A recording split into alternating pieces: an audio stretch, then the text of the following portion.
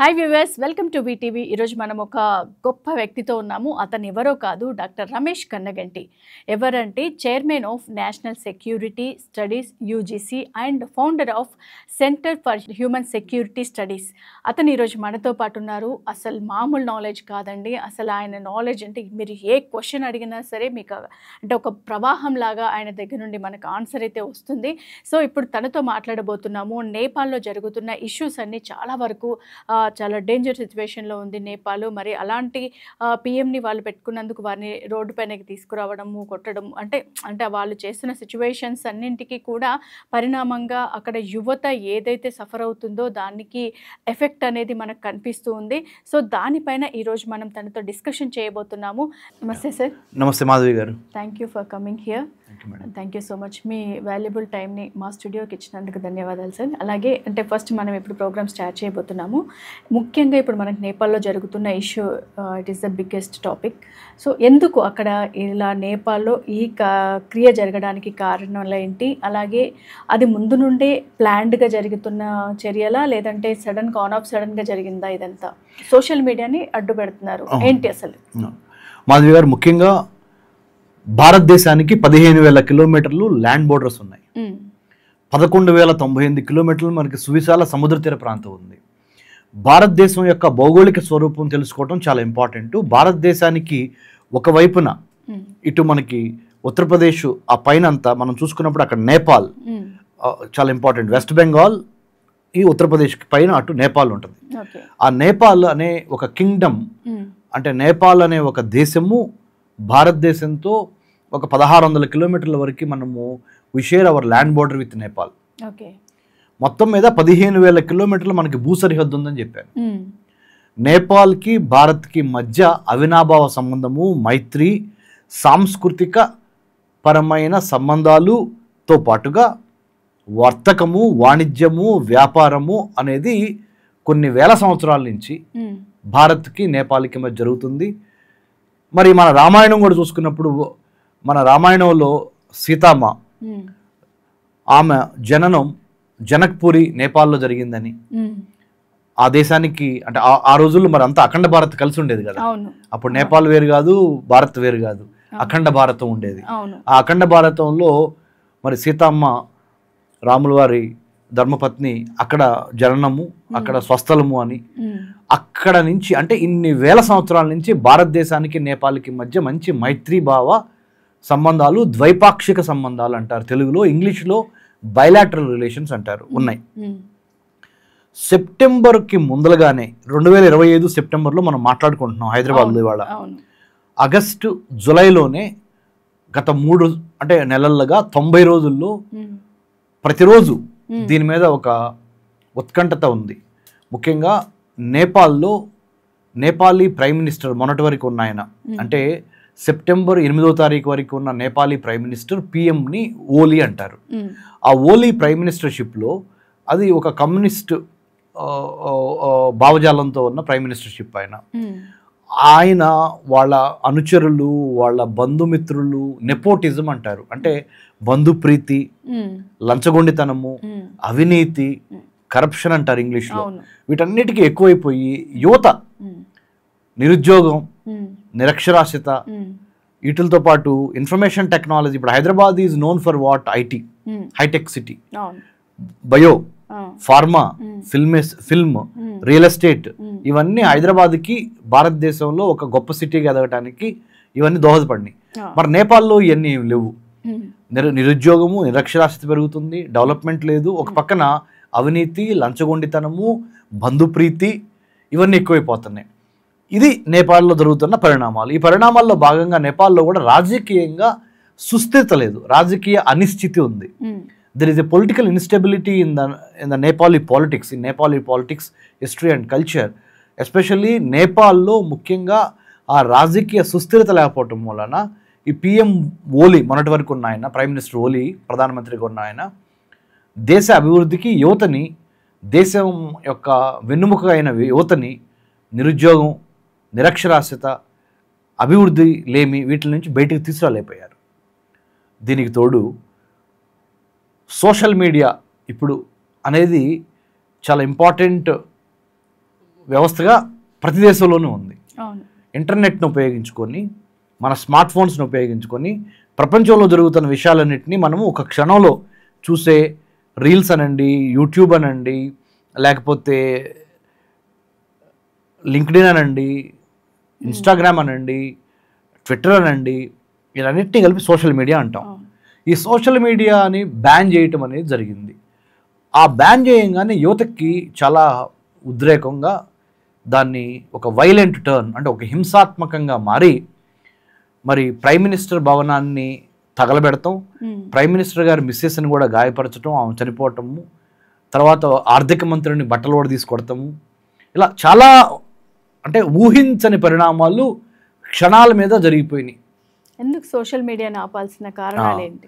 ఎందుకు అంటే ప్రభుత్వం ఏం భావించిందంటే సోషల్ మీడియాని ఆపితే ఆ ఉద్రిక్త వాతావరణము ఏదైతే జరుగుతుందో అది త్వరగా సమసిపోద్దని ఒకటి, తర్వాత సోషల్ మీడియా సాక్షిగా ప్రపంచం మొత్తానికి నేపాల్లో జరుగుతున్న అవినీతి, లంచగొండితనము, బంధుప్రీతిని సోషల్ మీడియా వేదికగా యువత పంచుకుంటున్నారని, తద్వారా వీళ్ళ యొక్క నేపాలీ పిఎం ఓలీ యొక్క పప్పులు ఉడకవని, వీటన్నిటిని కాబట్టి కాపాడుకోవాలంటే సోషల్ మీడియాని బ్యాన్ చేయాలని వాళ్ళు భావించారు.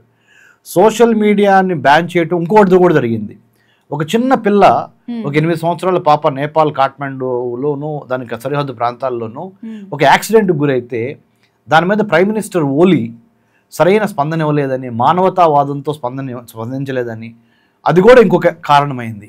అది కూడా సోషల్ మీడియాలో రావటము, దాని గురించి బాగా ఆ చర్చ జరగటము సోషల్ మీడియాలో, అక్కడ ఉన్న ప్రైమ్ మినిస్టర్ ఓలీ గారు కానీ గవర్నమెంట్ కానీ సరైన సమయంలో స్పందించకపోవటము, దాంతో కూడా యువత బాగా ఉద్రేకం వచ్చేసింది. ఏ ప్రపంచంలో ఏ విప్లవం వచ్చినా యువతను గనక సంతృప్తిపరచలేకపోతే food insecurity, water insecurity, health insecurity, employment insecurity, వీటన్నిటితో పాటు ఆర్థిక లేమి, రాజకీయ అస్థిరత, అన్నిటితో పాటు మనిషికి కావాల్సింది తిండి, బట్ట, నీరు, కూడు, గుడ్డతో పాటు మనిషికి కావాల్సింది ఏంటి మేడం? ఆత్మ విశ్వాసంతో కూడిది ప్లస్ ఆత్మ గౌరవంతో బతకాలనుకుంటాడు. సెల్ఫ్ ఎస్టీమ్ అంటారు ఇంగ్లీష్లో. ఆ సెల్ఫ్ ఎస్టీమ్ మీద కూడా దెబ్బతిలింది. The moment the self esteem of the youth is being tampered, is being destroyed, is being played with by the so called powerful elite that are sitting in the Kathmandu. తెలుగులో చెప్పాలంటే రాజకీయ పెద్దలు, ప్రధానమంత్రి కానీ వాళ్ళ కింద కౌన్సిల్ ఆఫ్ మినిస్టర్స్ కానీ కాఠ్మండులో కూర్చొని దేశం యువత యొక్క కర్షక, కార్మిక, శ్రామిక జనాల యొక్క మినిమం నీడ్స్, కనీస అవసరాలు తీర్చలేని రాజ్యం అవసరమా? కనీస అవసరాలు తీర్చలేని ఒక రాజకీయ పార్టీ అధికారంలో ఉండటం అవసరమా అనేది నేపాలీ యువత తన గుండెల్లో తీసుకొని తిరుగుబాటు జెండానికి పెట్టి మోతాదుకు మించి హింసాత్మకంగా రోడ్ల మీద తీసుకొచ్చి కొడతాం అనేది జరిగింది. ఇది కారణము. సెప్టెంబర్ 8, 9, 10, 11, 12, ఇవాళ 13వ తారీఖు, ఈ 5 రోజుల్లో చాలా మార్పులు సంభవించినాయి. మీరు అడిగితే నేను చెప్తాను ఏమేమి మార్పులు సంభవించినాయి అనేది. ఏమేమి మార్పులు సంభవించాయి అండ్ ఇంకొకటి ఏంటంటే వీళ్ళు అంటే ఈ పకడ్బందీగా ప్లాన్ వేసుకొని దీన్ని అమలుపరచడం జరిగిందా? ఎప్పటి నుండి వాళ్ళు ఈ వ్యూహాన్ని రచించారు అనేది, అంటే ఆన్ ఆఫ్ సడన్గా అయితే ఇదంతా చెయ్యరు. అంటే వాళ్ళకి ఏదైతే మీరు అడిగేది ఎవరు చేశారన్నా మేడం? ఎవరు చేశారు అనేది స్టూడెంట్స్ జెన్ జీ అంటారు. జెన్ జీ అంటే జెడ్ అనమాట. A to Z లో జెడ్. 1995 నుంచి పుట్టిన వాళ్ళందరినీ జన్జీ యువతగా, 95 నుంచి 97 అప్పటి నుంచి 95 నుండి 2010 వరకు 2010 వాళ్ళు ఇంకా తర్వాత అయినా జన్జీ అంటారు. 2010 వరకు వేసుకోండి. ఓకే, ఈ జన్జీకి ఈ ఆవేశం తర్వాత ఇంటర్నెట్ రెవల్యూషన్ స్టార్ట్ అయిన తర్వాత దాని ఫలాలను బాగా వాడుకోవటం తెలిసిన వాళ్ళు ఈ జన్జీ యువత. అర్థమైంది కదా మేడం? లిబరలైజేషన్, ప్రైవేటైజేషన్, గ్లోబలైజేషన్ అనేది పివి నరసింహరావు గారు మన తెలంగాణ ముద్దుబిడ్డ, మన తెలుగు జాతి గర్వించదగ్గ ఉత్తమమైన ప్రధానమంత్రి, భారతదేశం యొక్క దశాదిశని మార్చిన గొప్ప ప్రధానమంత్రి పివి నరసింహరావు గారి సమయంలో స్టార్ట్ అయిన ఆర్థిక సరళీకృత విధానాల ద్వారా ప్రపంచంలో ఫ్రీ ట్రేడ్ స్టార్ట్ అయింది. Free movement of people, free movement of goods, free movement of services. ప్రపంచంలో ఉన్న ఆర్థికపరమైన ఇనుప తెరలు పగిలిపోయి ప్రపంచంలో ఎవరు ఏ దేశంతోనైనా వర్తక వాణిజ్య వ్యాపారాలు చేసుకుని ఎదగొచ్చు అనే లిబరలైజేషన్, ప్రైవేటైజేషన్, గ్లోబలైజేషన్ స్టార్ట్ అయిన తర్వాత ఈ జెన్ జీ టయానికి ఎల్పిజితో పాటు ఇంకో 2-3 యాడ్ అయినాయి. చెప్పంటారా? చెప్పండి. లిబరలైజేషన్, ప్రైవేటైజేషన్, గ్లోబలైజేషన్తో పాటుగా ఈ జెన్ జీ పుట్టిన తర్వాత, జెన్ జీ అంటే యువత 1995 నుంచి 2010 వరకు పుట్టిన వాళ్ళకి ఇంకేం అందుబాటులోకి వచ్చినాయి అంటే digitalisation, googlisation, liberalisation, privatisation, globalisation. వాళ్ళు పుట్టక ముందల, వాళ్ళు పుట్టిన తర్వాత digitalisation, smart phones, telecommunications, internet, అన్నిటికీ మించి సోషల్ మీడియా, ఇవన్నీ వాళ్ళు వాడటంలో ఆరితేరారు. వాళ్ళ చేతిలో ఇది బాగా ఈ అవినీతి, లంచగొండితనం, బంధుప్రీతి, ప్రధానమంత్రి, నేపాలీ ప్రధానమంత్రి ఓలీ ఆయన అనుచరులు చేస్తుంది వాళ్ళకి బాగా ఆవేశం తెప్పించింది. యువతకి ఆవేశం వస్తే రాజ్యాలు కూలిపోతాయి. తెలంగాణ రాష్ట్ర సాధనలో కూడా యువత ప్రధాన పాత్ర పోషించింది. ఉస్మానియా యూనివర్సిటీ సాక్షిగా తెలంగాణ రాష్ట్రం మొత్తం, అంటే అప్పుడు ఆంధ్రప్రదేశ్, మరి తెలంగాణ రావడానికి కారణమైన యువత చాలా ఇంపార్టెంట్ కదా. ఫ్రెంచ్ రెవల్యూషన్ తీసుకోండి, అమెరికన్ రెవల్యూషన్ తీసుకోండి, లేదా మీరు మంగళ పాండే 1857 ప్రథమ స్వాతంత్ర సంగ్రామం, భారతదేశము బ్రిటిష్ వారికి ఎదురుగా మంగళ పాండే నేపథ్యంలో ఆయన ఇప్పుడు ఒక యువకుడు. భగత్ సింగ్ చూసుకోండి, చంద్రశేఖర్ ఆజాద్ తీసుకోండి, లాల్ బాల్ పాల్ మీరే అంటాం కదా. మా ముత్తాత కన్నెగంటి హనుమంతు చూడండి, 1922లో పల్నాడు గుంటూరు జిల్లాలో 21 బుల్లెట్లు ఆయన ఛాతిలో ఇలా చూపించి కొట్టమన్నాడు బ్రిటిష్ వాళ్ళని. స్వతంత్రం కోసము, దేశ స్వతంత్రం, భారతదేశం కోసం ప్రాణాలు అర్పించిన మా ముత్తాత కన్నెగంటి హనుమంతు గారు, అల్లూరి సీతారామరాజు గారు. ఇవన్నీ ఎందుకు చెబుతున్నానంటే, యువతకి ఆవేశం వస్తే సరైన రీజన్ మూలంగా అది కనుక ప్రభుత్వం ఆ ఆవేశాన్ని సరైన సమయంలో వాళ్ళకి హామీలు ఇచ్చో, బ్రతిమాలో బామాలో వాళ్ళని లైన్లో తీసుకురాకపోతే కోసాలు కదిలిపోతాయి అంటారు తెలుగులో. కదిలిచ్చేసారుగా. సో నేపాలీ యువత దేశం మొత్తాన్ని కదిలిచ్చి ప్రపంచం మొత్తం విస్తుపోయింది. ఇంత హింసాత్మకంగా స్టూడెంట్స్. మరి ఇంకోటి గమనించాలి మీరు, భారతదేశానికి ఇంకొక వైపున శ్రీలంక ఉంది, వాటర్ బోర్డర్. శ్రీలంకలో కూడా అధ్యక్ష భవనాన్ని ముట్టడించారు. సో భారతదేశం చుట్టుపక్కల ఉన్న చిన్న చిన్న దేశాలైన South Asian Association for Regional Cooperation countries అయిన పాకిస్తాన్, ఆఫ్ఘనిస్తాన్, నేపాల్, మయన్మార్, శ్రీలంక, భూటాన్, బంగ్లాదేశ్, ఈ దేశాలన్నీ, బంగ్లాదేశ్లో కూడా గొడవలు వీటన్నిటికి కారణం చెప్పనా మేడం? చెప్పండి సార్. నేను Centre for Human Security Studies ఫౌండర్గా, మానవ రక్షణ అధ్యయన సంస్థ ఫౌండర్గా, డైరెక్టర్గా గత 12 సంవత్సరాల నుంచి మేము పనిచేస్తుంది ఏంటంటే, ఆహారము, విద్య, వైద్యము, మంచినీటి సదుపాయముతో పాటుగా పర్యావరణము, ఉపాధి, ఈ 6 అంశాలు బేసిక్ మనిషి బ్రతకటానికి ఈ 6 అంశాలు చాలా ప్రాథమిక సూత్రాలు. ఈ 6 అంశాలలో గనక ప్రభుత్వాలు నిర్లక్ష్యం చేస్తే, అంటే human insecurities of today, like food insecurity, water insecurity, health insecurity, education insecurity, employment insecurity have the potential to become tomorrow's national security challenge. అతి పెద్ద జాతీయ భద్రతా సవాలుగా ఏదైనా ఒకటి జరిగింది అంటే, అవి కనీస అవసరాలు ఒక రాజ్యం ఇవ్వలేకపోతే, ఆ దేశ ప్రధానమంత్రో, ఆ దేశంలో పనిచేస్తున్న మినిస్టర్సో, ఐఏఎస్లో ఇవ్వలేకపోతే రెవల్యూషన్, విప్లవము కంపల్సరీగా వస్తుంది. ఎక్కడైనా సరే సార్, ఇప్పుడు మనకు ఏదైనా కావాలి అంటే పోరాడడం అనేది మన బ్లడ్లోనే ఉంటుంది. కాబట్టి అంటే ఇప్పుడు ఆ యువత చేసిన దానికి ఇందాక మనం మాట్లాడుకునే దగ్గర ఈ క్వశ్చన్ కంటిన్యూ అయిపోయింది సార్. దానికి మీరు కారణాలు చెప్తా అన్నారు, ఒకసారి కారణాలు వివరించండి. అక్కడ ఫస్ట్ ఎంప్లాయ్మెంట్ రేట్ లేదు, ఐటీ సెక్టర్ బాగలేదు, టూరిజం బాగలేదు, ట్రాన్స్పోర్టేషన్ బాగలేదు, హెల్త్ ఫెసిలిటీస్ లేవు. చాలామంది స్టూడెంట్స్ నేపాల్ వదిలిపెట్టి వేరే వేరే దేశాలు చదువుకుంటున్నారు. చాలామంది నేపాలీ యువకులు వేరే వేరే దేశాలకు వెళ్ళి పనిచేస్తున్నారు. ముఖ్యంగా మన దేశంలో ఇంకా చాలామంది ఉన్నారు. వేరే వేరే దేశాల్లో నేపాలీ యువతలు అన్ఫార్చునేట్లీ దురదృష్టవశాత్తు వాళ్ళు డొమెస్టిక్ సర్వెంట్స్గా చాలా అంటే ఎక్స్ప్లాయిటేషన్కి గురవుతున్నారు నేపాలీ యువకులు. సో దీనంతటికీ వాళ్ళు ఒకసారి బ్రెయిన్ స్ట్రామింగ్ చేసుకున్నారు నేపాలీ యువత. బ్రెయిన్ స్ట్రామింగ్ అంటే తెలుగులో చెప్పాలంటే మేధో మదనము. ఏం జరుగుతుంది అసలు ఏం జరుగుతుంది, మనం ఎక్కడ పుట్టాము, నేపాల్లో పుట్టాము, వేరే దేశాలు డెవలప్ అవుతున్నవి, మనం ఎందుకు అవ్వలేకపోతున్నాము, తేడా ఎక్కడుంది అనేది ఒకటి. ఇంకొక యాంగిల్ కూడా ఉంది.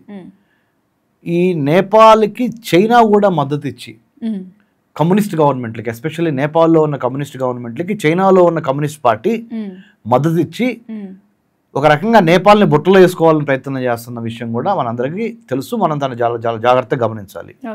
2, నేపాల్కి భారత్కి మధ్య ఈ వీసాలు ఏమి ఉండవు. జనరల్గా అట్లా వెళ్ళి అట్లా వచ్చేసేయచ్చు బోర్డర్ దాటి. కాకపోతే నేను నేపాలీ స్టూడెంట్స్ మొన్న ఈ మధ్య ఆంధ్రప్రదేశ్లో చదువుకుంటున్న నేపాలీ స్టూడెంట్స్ ఒక 50 మందిని కలిశాను నేను అనుకోకుండా ఒక 1 వీక్ బ్యాక్. వాళ్ళతో మేము మాట్లాడేటప్పుడు వాళ్ళు అన్నారు, సార్ మాకు నేపాలీ ఐడెంటిటీ కార్డు, మనకు ఆధార్ ఎట్లానో ఇండియాలో సిటిజన్షిప్ లో వాళ్ళకి ఐడెంటిటీ కార్డు ఉంటే చాలంట, బోర్డర్ దగ్గర చూపిస్తే వచ్చేసేస్తుంది. ఈ వీసాలు ఈ పాస్పోర్ట్లు ఏం అవసరం లేదండి. ఒక identity card, I belong to Nepal అనే ఒక ఐడి కార్డు ఉంటే మేము ఇండియాలోకి వచ్చేయచ్చు. ఇండియాలో నుంచి దాటి మళ్ళీ నేపాల్లోకి వెళ్ళిపోవచ్చు. ఫెసిలిటీ నేపాల్ కూడా ఒప్పుకున్న ఫెసిలిటీ. కాబట్టి మనం ఇంకా చాలా జాగ్రత్తగా ఉండాలి. ఇప్పుడు ఆ దేశంలో జరుగుతున్న అంతర్యుద్ధం కానీ ఆ గొడవలు కానీ మన భారతదేశంలోకి రాకుండా మనం చాలా ప్రియంటివ్గా ప్రిడిక్టివ్గా ప్రిపేర్ అయి ఉండాలి. రమేష్ గారు, ఇప్పుడున్న దేశాల్లో నేపాల్ అనేది ఒక హిందూ దేశం. మరి అలాంటిది అంత హిందూ దేశంగా ఉన్న ఇప్పుడు నేపాల్ ఎందుకు కమ్యూనిజం వైపు డైవర్ట్ అవుతుంది? దానికి కారణాలు? చాలా మంచి ప్రశ్న వేశారమ్మా మాధవి గారు, చాలా మంచి ప్రశ్న. మన ప్రేక్షకులకి ఈ సందేహం నివృత్తి చేద్దాం. నేపాల్ 90% లో Hindu dominated, Hindu culture, Hindu civilisation ఇవన్నీ బాగా పుష్కలంగా ఉన్న దేశం. అసలు ప్రపంచంలో ఇంత పర్సెంటేజ్ హిందూస్ ఎక్కడ ఉన్నారంటే అది ఒక నేపాల్. మన భారతదేశం తర్వాత మనకి నేపాల్ అట్లా చూసుకుంటే. మరి కమ్యూనిజం వైపు ఎందుకు వెళ్తున్నాయి అంటే భారతదేశానికి చైనాకి మధ్య 3488 కిలోమీటర్లు భూసరిహద్దు ఉంది. చైనాకి భారతదేశానికి రమారమీగా మనం ఒక 140 కోట్లు, వాళ్ళు ఒక 140 కోట్లు అనుకుందాం. ఇంత పాపులేషన్ ఉంది. చైనాకి భారత్కి మధ్య చాలా పోటీ ఉన్నాయి చాలా విషయాల్లో. మనకి యుద్ధం కూడా జరిగింది చైనాకి భారత్కి మధ్య. కానీ చైనాలో కమ్యూనిస్ట్ పార్టీ ఆఫ్ చైనా 1949 నుంచి తన అధికారాన్ని చేపట్టి ఆ రోజు నుంచి ఈ రోజు వరకు కమ్యూనిస్ట్ పార్టీ ఆఫ్ చైనానే రూల్ చేస్తుంది. కమ్యూనిజాన్ని విస్తరింపజేయాలనే ఒక పెద్ద స్ట్రాటజీలో భాగంగా, వ్యూహంలో భాగంగా భారతదేశం పక్కన చుట్టుపక్కల చిన్న చిన్న దేశాలు ఉన్నాయి. వాటిల్ని కనుక కొనేయగలిగితే, ఎలా కమ్యూనిజం ద్వారా కొంటావా, లేకపోతే వాళ్ళకి డబ్బులాసి చూపించుకుంటావా, డెట్ ట్రాప్ డిప్లొమసీ అంటారు. చైనా వాళ్ళు దీన్ని అనుసరిస్తున్నారు. డెట్ ట్రాప్ డిప్లొమసీ అంటే ఏంటంటే ఆర్థికంగా అలసిపోయి ఆర్థికంగా నీరసించి ఉన్న దేశాలు ఏంటో కనుక్కొని వాటికి లోన్లు లేదా గ్రాంట్లు ఇచ్చి చైనా వాళ్ళని తన బుట్టలో వేసుకుంటుంది. దాంట్లో భాగంగానే తన కమ్యూనిజం అనే ఒక సైద్ధాంతిక ఆలోచన ధోరణి దృష్టిని కూడా వాళ్ళకి పెడుతుంది. సో ఆ విధంగా చూసినప్పుడు నేపాల్ కూడా కమ్యూనిస్ట్ జాడల్లోకి వెళుతున్నది చాలా మనం గమనిస్తున్నాం. భారతదేశంలో ఉన్న లెఫ్ట్ వింగ్ ఎక్స్ట్రీమిజం ఉందే, నక్సలిజం, మావోయిజం, వీటికి సంబంధించి కూడా కొంత నేపాల్ నుంచి కూడా అప్పుడప్పుడు ఆయుధాలు కానీ లిటరేచర్ కానీ చైనా నుంచి నేపాల్, నేపాల్ నుంచి మన ఇండియాలోకి ఈ కమ్యూనిస్ట్ భావజాలానికి హింసని ఆయుధంగా చేసి సొసైటీలో మార్పు తీసుకురావాలనే ఈ ఆలోచన ఏదైతే ఉందో ఇది అక్కడి నుంచి వస్తున్నది ఉంది. కాబట్టి నేపాల్ హిందూ దేశమైన నేపాల్ కమ్యూనిజం వైపు మరలటానికి కారణము ముఖ్యంగా చైనా యొక్క గ్లోబల్ స్ట్రాటజీలో భాగంగా నేపాల్ని మార్చగలిగితే అది భారతదేశానికి కూడా చాలా ఇబ్బందికర పరిస్థితి పరిణామిస్తుంది అనేది కమ్యూనిస్ట్ పార్టీ ఆఫ్ చైనా యొక్క ఆలోచన విధానం. షీ జిన్పింగ్ చైనీస్ ప్రెసిడెంట్ వాళ్ళ కౌన్సిల్ కలిపి పాలిట్ బ్యూరో అంటారు చేసే ఆలోచనలో ఇదొకటి. రమేష్ గారు, ఇప్పుడు యువత ఎందుకు మళ్ళీ రాచరికం వైపు అడుగులు వేస్తుంది? రైట్. నేపాల్లో జనరల్గా ఆ మొనార్కీ అంటే వంశపారంపర్య పరిపాలన అనేది ఉంటుంది. ఒక 20 సంవత్సరాల క్రితమే నేపాల్లో కాల్పులు జరిగి సొంత ఫ్యామిలీ మెంబర్స్నే కొంతమంది చనిపోవడం జరిగింది. ఆ రాజకీయంగా వాళ్ళు వంశపారంపర్యంగా ఉండాలి అనేది ఒక వాళ్ళకి ఏంటంటే కమ్యూనిస్టు గవర్నెన్స్లో అంటే ఆ పరిపాలన విధానంలో వాళ్ళకి సరైన డెవలప్మెంట్ కనిపించట్లా. ఇన్ఫ్రాస్ట్రక్చర్ కానీ, ఇన్ఫర్మేషన్ టెక్నాలజీ కానీ, న్యూ ఎమర్జింగ్ టెక్నాలజీస్ అయినా AI, blockchain, IoT, big data, 5G లాంటి కొత్త కొత్త టెక్నాలజీని నేపాల్లోకి తీసుకొచ్చి ఒక ఇండస్ట్రియల్ జోన్గా, ఇండస్ట్రియల్ ఎకానమీగా, లేకపోతే ఒక ఇన్ఫర్మేషన్ హబ్గా, ఇన్ఫర్మేషన్ టెక్నాలజీ హబ్గా, లేకపోతే ఒక ఫిల్మ్ స్టూడియోస్ని కట్టి టూరిజం వీటన్నిటి మీద చేయాలి. కానీ ఫెయిల్ అవుతున్నాయి communist led party governments in Nepal. పైగా లోకల్గా ఉన్న పొలిటికల్ పార్టీలు కూడా ఫెయిల్ అవుతున్నాయి. అందుకని రాజరికం వైపు వెళ్తే మళ్ళీ ఒక కుటుంబం పరిపాలించింది, దాని ద్వారా ఆ సుస్థిరత వస్తుందేమో అంటే ఇంకా ఇది క్వశ్చన్ మార్కే. కంప్లీట్గా the moment we get monarchy in Nepal doesn't mean that Nepal will have a wonderful time. There is no guarantee. But ఆ దేశ యువత they are of the opinion మారిస్తే కొంత ఏమన్నా మెరుగు జరుగుద్దేమో, మెరుగుపడుతుందేమో పరిస్థితులు అనేది. అయితే ఇప్పుడు రమేష్ గారు, మరి మనకు ఆ దేశం నుండి ఇప్పుడు నేపాల్లో జరుగుతున్న ఈ గొడవలు ఇవంతా కూడా భారతదేశం పైన ఎంతవరకు ప్రభావం చూపించే అవకాశాలు ఉన్నాయి? తప్పకుండా చెప్పాను కదా మీకు, there is a saying in English, you can choose your friends but you cannot choose your neighbours అంటారు. మీ స్నేహితుల్ని మీరు పలానా వాళ్ళు కావాలని మీరు కోరుకుంటారు, అదే అవుతుంది. కానీ వచ్చేస్తాం కానీ ఇంకోటి చూసుకుంటాం. ఇది ఇరుగు పొరుగు మన ఇంటి పక్కన ఉన్న వాళ్ళు ఒక స్థలం కొనుక్కొని ఉన్నారనుకోండి, వాళ్ళు మనం వెళ్ళిపోమంటే వెళ్ళరాళ్ళు, ఎందుకంటే వాళ్ళు స్థలం కొనుక్కొని ఉన్నారు. అలానే భారతదేశం పక్కన నేపాల్ ఉంది, బంగ్లాదేశ్ ఉంది, భూటాన్ ఉంది, మయన్మార్ ఉంది, శ్రీలంక ఉంది, చైనా, పాకిస్తాన్, ఆఫ్ఘనిస్తాన్. వీళ్ళు మనకి నచ్చినా నచ్చకపోయినా వాళ్ళతో కలిసి మనం ఎలా పనిచేసి ఎలా ముందుకు వెళ్ళాలి అనే ధోరణితోనే మనం ఉండాలి.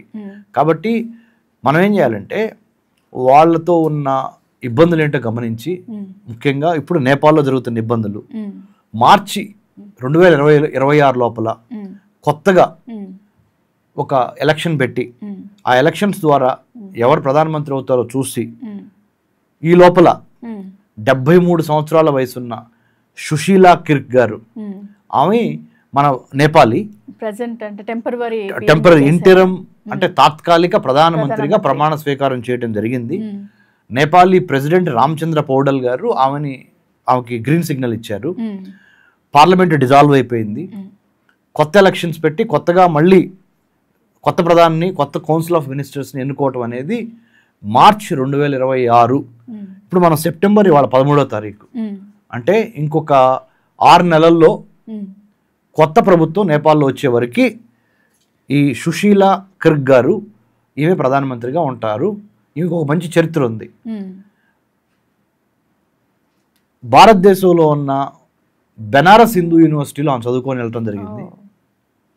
ప్లస్ భారతదేశం యొక్క సంస్కృతి, చరిత్ర, సాహిత్యము, భారతదేశం యొక్క రాజకీయాల మీద మంచి అవగాహన ఉన్నామే. ప్లస్ భారత్ పట్ల మంచి వైఖరి, సద్భావన కలిగిన వైఖరి ఉన్న ఒక మహిళ. మరి ఇక్కడ మనకేమో మన రాష్ట్రపతిగా ద్రౌపది ముర్ము గారు, మరి పక్క రాష్ట్రమైన Nepal first women president of Nepal, first women chief justice of Nepal Sushila Karki garu, Shrimati. ఆమె మరి రావటం అనేది మరి మహిళలు ముందంజలో ఉన్నారు అంటానికి ఇది ఒక ఉదాహరణ. అక్కడ దాకా ఎందుకు, ఆపరేషన్ సింధూర్, మనం పాకిస్తాన్కి వ్యతిరేకంగా చేసిన ఆపరేషన్ సింధూర్లో 2 మహిళలు నాయకత్వంలో మనము ఆపరేషన్ సింధూర్ ద్వారా పాకిస్తాన్కి బుద్ధి చెప్పాం. సో ఇక్కడ మహిళలు 21వ శతాబ్దంలో మహిళల పాత్ర దేశ రాజకీయాల్లో గృహం నుంచి అంటే ఫ్యామిలీ నుంచి, ఇంటి నుంచి రాష్ట్రపతి భవనం వరకు మహిళ ఒక శక్తిగా ఎదుగుతుంది అది యుద్ధంలో కావచ్చు, సైన్యంలో కావచ్చు, టెక్నాలజీలో కావచ్చు, పాలిటిక్స్లో కావచ్చు. రమేష్ గారు, ఇప్పుడు మనకు మరి మన దేశ ప్రధాని నేపాల్కి ఎలా సపోర్ట్ చేయబోతున్నారు, ఎలాంటి నిర్ణయాలు తీసుకోబోతున్నారు? ఇప్పుడు అక్కడ లేడీ పిఎంఐగా ప్రమాణ స్వీకారం చేశారు టెంపరవరీగా. మరి మన దేశం సహాయం వల్ల ఏం కోరుతున్నారు? ఓకే, మన గౌరవ ప్రధానమంత్రి శ్రీ నరేంద్రభాయ్ మోడీ గారు ఒక మహిళ నేపాల్లో ప్రధానమంత్రిగా ఆ దేశంలో ఉన్న స్టూడెంట్స్ ప్రపోజ్ చేయటము, దాన్ని ఆ నేపాల్ రాష్ట్రపతి అంగీకరించటము, ఆమె ప్రమాణ స్వీకారం చేయటము, వీటన్నిటిని ప్రధానమంత్రి మోదీ గారు స్వాగతించారు. We have welcomed the developments in Nepal. We have accepted, we have also appreciated that people have chosen a women in Nepal. That ఆ మహిళ భారతదేశంలో చదువుకొని వెళ్ళాము బెనారస్ హిందూ యూనివర్సిటీలో. సో దాన్ని స్వాగతించాం మనం. ఒక మహిళ మరి ఇప్పుడు చాలా గందరగోళము, మన తెలంగాణలో అంటారు ఇప్పుడు తెలంగాణ రాష్ట్రం ఆ కొలోకియల్ లాంగ్వేజెస్లో మనం ఏమంటాం, ఆగమాగం అయిపోయింది.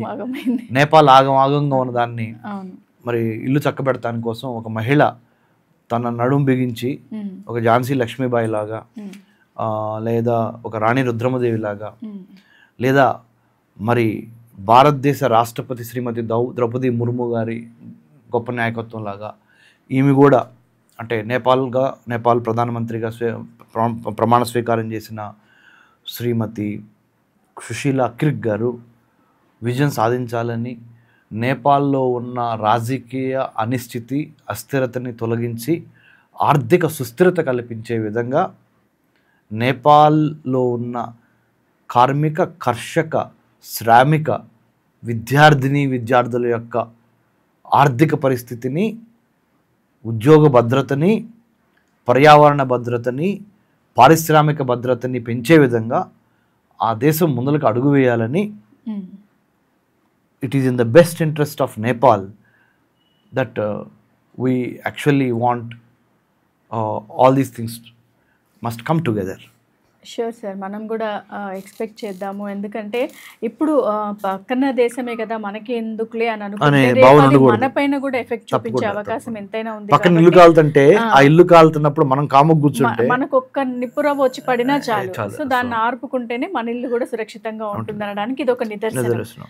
అండ్ ఇంకొకటి రమేష్ గారు, ఇప్పుడు మనకు నారా లోకేష్ గారు చాలా మంది అక్కడ ఇండియన్స్ ని బయటకి తీసుకురావడము చేస్తున్నారు. మన ఆంధ్రప్రదేశ్ లో ఉన్న వాట్ ఎవర్ ఇప్పుడు మనకి దేశాల మధ్య జరుగుతున్న ఇష్యూ కాబట్టి మనకు ఎవరైనా మనకంతా ఒకటే, మన తెలుగువారు. సో నారా లోకేష్ గారు తీసుకున్న నిర్ణయం, వారు ఇంకెలాంటి చర్యలు, కొంతమంది అయితే బయటికి తీసుకురావడం జరిగింది, వారి పట్ల వాళ్ళు తీసుకున్న నిర్ణయాలు ఏంటి, ఏమేమి క్రియా చర్యలు వాళ్ళు? నేపాల్లో ఈ అనిశ్చిత పరిస్థితి, ఈ హింసాత్మక పరిస్థితి నేపాల్లో జరుగుతుంది కాబట్టి నేపాల్లో ఉన్న భారతీయులు ఇబ్బంది పడకుండా వాళ్ళ ప్రాణరక్షణ కల్పించి భారతదేశానికి తీసుకురావడం అనేది ప్రథమ కర్తవ్యంగా ministry of external affairs doctor S Jaishankar garu, IT minister of education minister and IT minister of Andhra Shri Nara Lokesh garu, ఇక్కడ తెలంగాణలో కూడా శ్రీధర్ బాబు గారు ఐటీ మినిస్టర్ గారు, మిగతా వాళ్ళు పెద్దవాళ్ళందరూ దీని మీద ఒక యుద్ధ ప్రాతిపదిక మీద భారతీయ సంతతికి చెందిన ఎవరైనా సరే నేపాల్లో ఉంటే వాళ్ళని సురక్షితంగా తిరిగి మళ్ళీ భారతదేశానికి తీసుకొచ్చే అన్ని రకమైన దౌత్యపరమైన మరి రవాణాపరమైన చర్యలని తీసుకుంటున్నారు. దాంట్లో ఎటువంటి సందేహం లేదు. అలాగే నేపాలీలు భారతదేశంలో చాలామంది పనిచేస్తున్నారు. Hotel industry, education industry, tourism industry, health industry, transportation industry, IT communications industry, domestic సర్వెంట్స్గా, గుర్కాలుగా, ఫస్ట్ నేపాలీ అనగానే గుర్కాలుగా అంటే సేఫ్టీ సెక్యూరిటీ, మన గేటెడ్ కమ్యూనిటీస్లో ప్రైవేట్ సెక్యూరిటీ గార్డ్స్గా ఎంతోమంది నేపాలీలు పనిచేస్తున్నారు. అసలు యాక్చువల్గా మన భారతదేశ సైన్యంలోనే నేపాలీ గూర్ఖా రెజిమెంట్ ఉంది. సో నేపాల్ సో వాళ్ళు కూడా మంచి పీపుల్, లాయల్ పీపుల్, వాళ్ళు కూడా చాలా they are very nice hard working people Nepalese.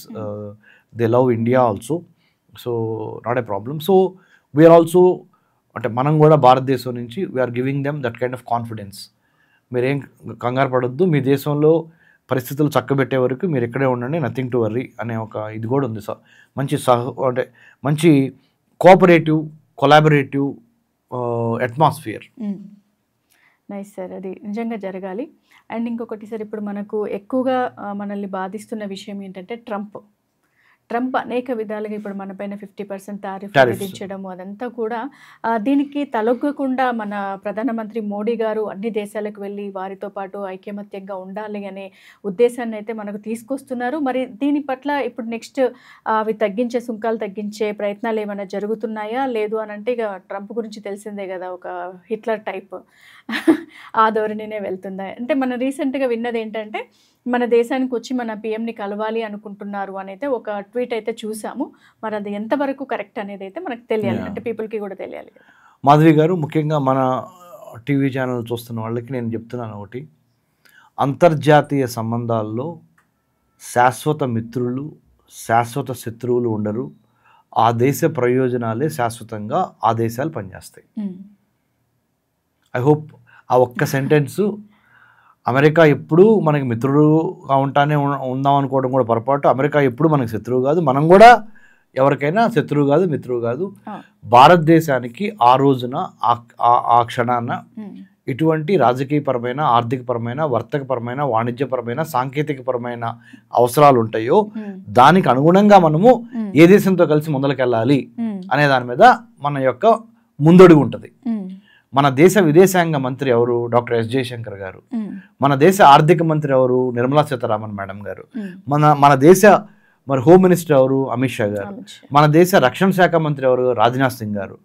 మన దేశ రక్షణ సలహాదారు, భారత జాతీయ భద్రతా సలహాదారు అంటారు, national security adviser to the prime minister ఎవరు?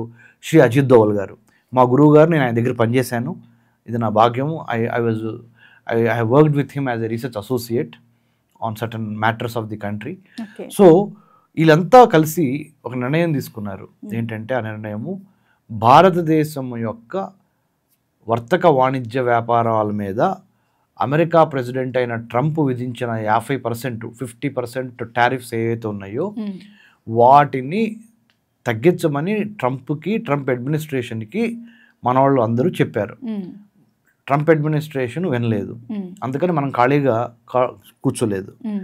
వాళ్ళకి సరైన జవాబు భారతదేశ చరిత్రలో, స్వతంత్రోద్యమ చరిత్ర తర్వాత 1947 ఆగస్టు 15 తర్వాత ఇవాళ లాస్ట్ 11-12 ఏళ్లుగా ప్రధానమంత్రి మోడీ గారు నాయకత్వంలో ఇప్పుడున్న ప్రభుత్వము చాలా గట్టి ప్రభుత్వం, చాలా సమర్థవంతమైన ప్రభుత్వం.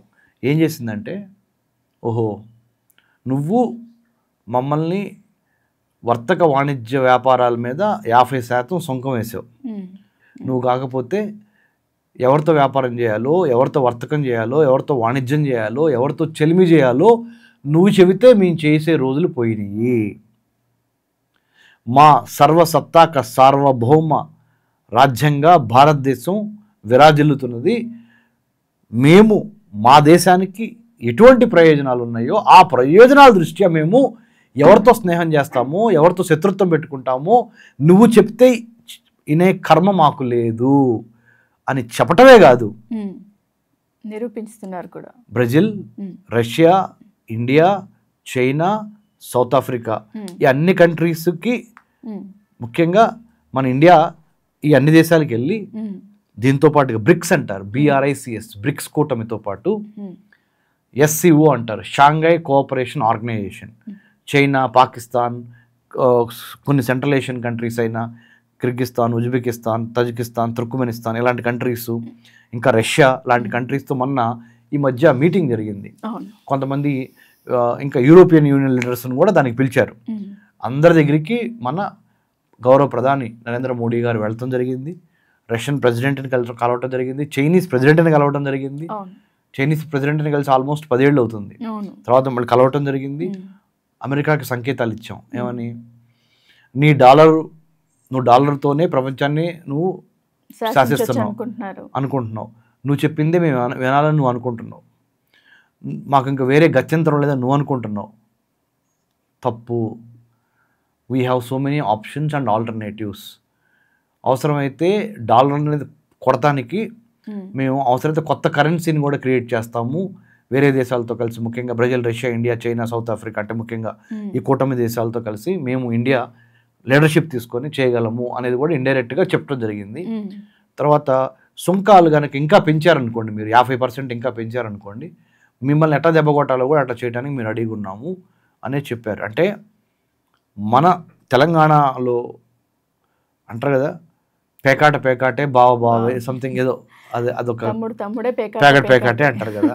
అంటే ఒక వ్యాపారం దగ్గరికి వచ్చేసరికి, ఒక వర్తకం దగ్గరికి వచ్చేసరికి, ఒక వాణిజ్యం దగ్గరికి వచ్చేసరికి ఎవరెంతో అంతే.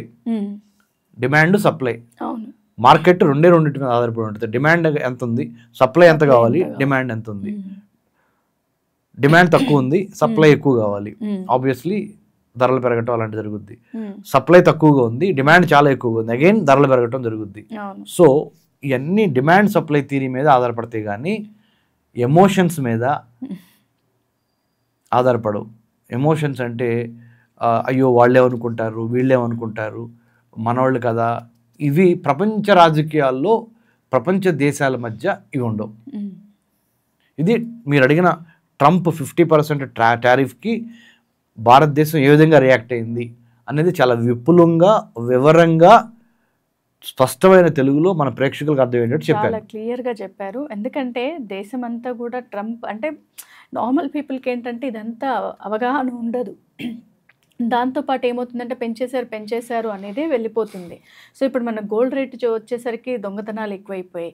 ఇప్పుడు అలాగే ఇప్పుడు స్టాక్ మార్కెట్లు భారీగా పడిపోయాయి. అంటే ట్రంప్ ఎప్పుడైతే సుంకాలు పెంచడం స్టార్ట్ చేశారో ఆ డే నుండి స్టాక్ మార్కెట్స్ అన్నీ కూడా కొలాప్స్ అయిపోయాయి. సో అలా అంటే దేశాన్ని ఏదో ఒక రకంగా దెబ్బతీయాలని చూస్తున్నారు. కానీ అంటే మనకు సపోర్ట్ చేస్తున్నట్లుగానే చేస్తూ పాకిస్తాన్కి ఆపరేషన్ సింధూరప్పుడు పాకిస్తాన్కి సపోర్ట్ చేశాడు ట్రంప్. అంటే అంత మనకు తెలుసుకోలేనంత ఇది వివక్షణ లేకుండా ఉన్నారనుకున్నారు. కాకపోతే ఏంటంటే మన దగ్గర ఉన్నది మోడీ అనే విషయం మర్చిపోయినట్లున్నాడు. మన మోడీతో పాటు మన దగ్గర మంచి కేంద్ర నాయకత్వంలో మంచి మంత్రిమండలి ఏర్పడింది. నితిన్ గడ్కరీ గారి దగ్గర నుంచి, సో మన అమిత్ షా గారి దగ్గర నుంచి, లేదా మన జయశంకర్ గారి నుంచి, జాతీయ భద్రతా సలహాదారు అజిత్ దోవల్ గారు, నిర్మలా సీతారామన్ గారు, ఒక మంచి టీమ్ ఇండియా బాగా ఫామ్ అయి ఉంది. దాంతోపాటు మనం కూడా భారతీయులు అంటే సిటిజన్స్ మనందరము IT, information technology, computer science అనండి, ఫార్మా అనండి, బయోటెక్నాలజీ అనండి, అగ్రికల్చర్ అనండి, టెలికమ్యూనికేషన్స్ అనండి, ట్రాన్స్పోర్టేషన్ అనండి, భారతీయులు కూడా మనందరము చాలా సైన్స్, టెక్నాలజీ, ఇంజనీరింగ్, మ్యాథమెటిక్స్లో నెంబర్ 1 అనిపించుకొని, మెడిసిన్లో కూడా నెంబర్ 1 అనిపించుకొని ప్రపంచంలోనే ఒక ఉన్నతమైన స్థాయికి ఇప్పుడు మనం ఎదిగాం. సో భారతదేశము 2025లో ఉన్న భారతదేశము 1947లోనో, 57లోనో, 1967లోనో, 1977లోనో, 87లోనో, లేకపోతే 97లోనో, 2007లోనో ఉన్న దేశం కాదు. అండ్ ఇంకొకటి ఏంటంటే ఆర్థికంగా మనం ఎదగాలి అనుకుంటే అది మనకి ఎంతో సమయం పట్టదు. ఆల్రెడీ మనం $4 trillion రీచ్ అవుతున్నాము. So we're on the rising path. So అన్నిటికీ మించి highest number of middle class, మధ్యతరగతి కుటుంబాలు ఎక్కువ ఉన్న దేశంలో మనది. Highest number of graduates, highest number of literates ఎక్కువ ఉన్న దేశం మనది. ఎస్, మన దగ్గర నిరుద్యోగం సమస్య లేదని నేను చెప్పట్లా, అది తప్పు, ఉన్నదన్నట్టు చెప్పాలి.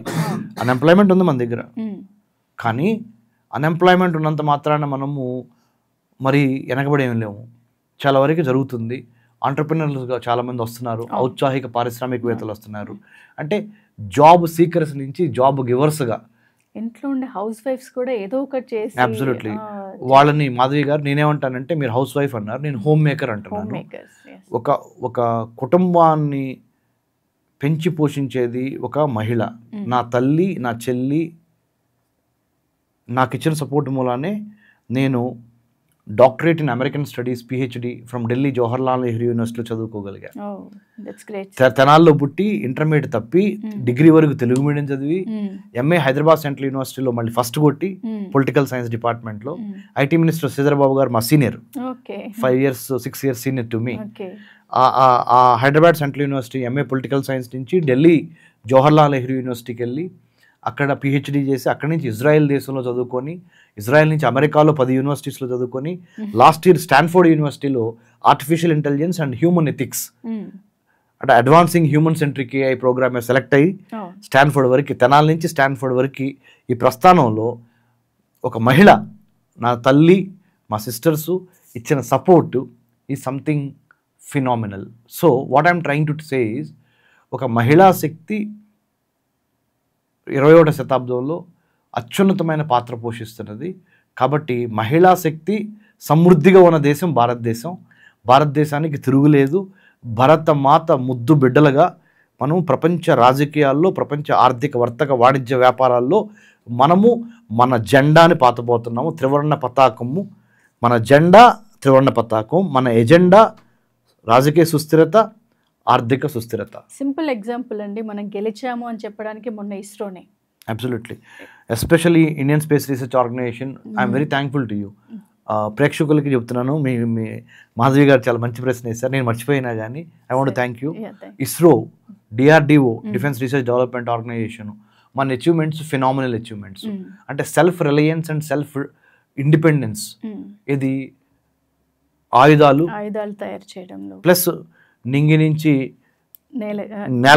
నేల నుంచి నింగి వరకు, అంటే ఫ్రమ్ అర్త్ టు శాటిలైట్స్ మనం అక్కడికి స్పేస్లో ప్రవేశపెడతంలో కూడా so many other countries are looking up to India as a champion in the realm of space development.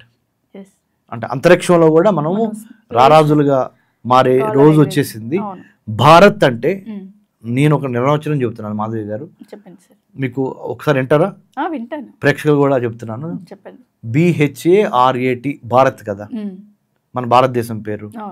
అంటే అర్థం ఏంటంటే, బి అంటే బిల్డింగ్, హెచ్ అంటే హార్మోనియస్, ఏ అంటే audacious, R Raj, to advance trade, technology, tourism and talent, and to decimate terrorism is called Bharat. అంటే తెలుగులో చెప్తా, ఒక